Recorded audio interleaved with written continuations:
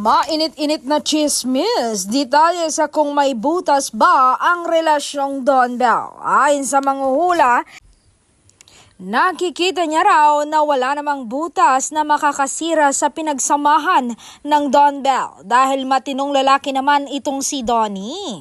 Sabi niya, lalong-lalo naman si Bel Mariano, napakatinong babae, kaya't hinahangaan talaga siya ng mga kababaihan at kalalakihan na kabataan. Dagdag pa ng manghuhula, wala namang magloloko sa kanila pero sana hindi talaga sila magkaumayan.